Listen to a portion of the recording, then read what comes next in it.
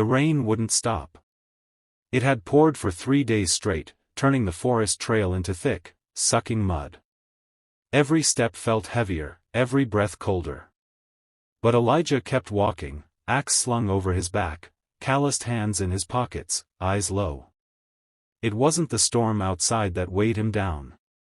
It was the storm in his chest. He hadn't seen another soul in weeks. High in the mountains of northern Washington, Elijah lived alone in a rundown wooden cabin that creaked when the wind howled. Once, it had been his father's. Now, it was just another thing he was trying not to lose. The bank letters were piling up, and the old chainsaw had coughed its last breath days ago. Firewood didn't chop itself, and lumber didn't sell fast enough. But none of that mattered the moment he heard the scream. It was faint, almost drowned in the thunder, but unmistakable. A cry for help. Elijah froze, heart thudding. People didn't come out this far. Not tourists. Not hikers. Not anymore. Without thinking, he followed the sound, boots pounding through the mud, branches whipping his face. That's when he found her. She lay half buried beneath a bush, her clothes torn, one leg twisted at an unnatural angle.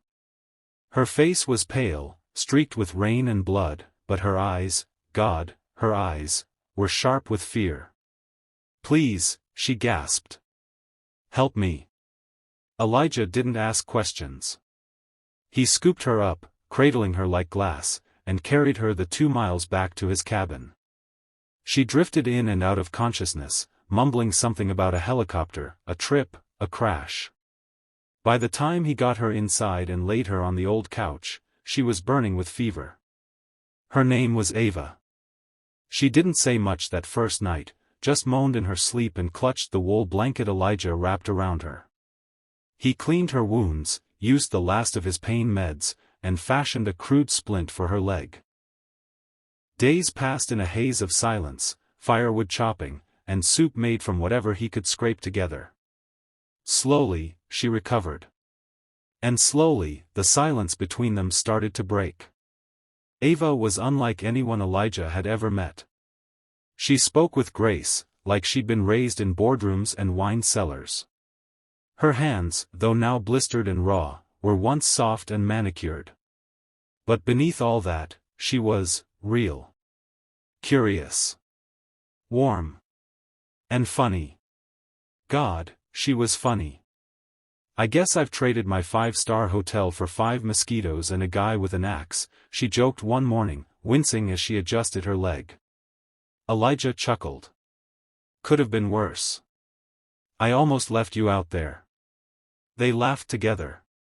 And it felt good. But not everything was easy. One night, as the fire cracked and Ava dozed beside it, Elijah sat at the edge of the porch, head bowed. He hadn't told her about the debt.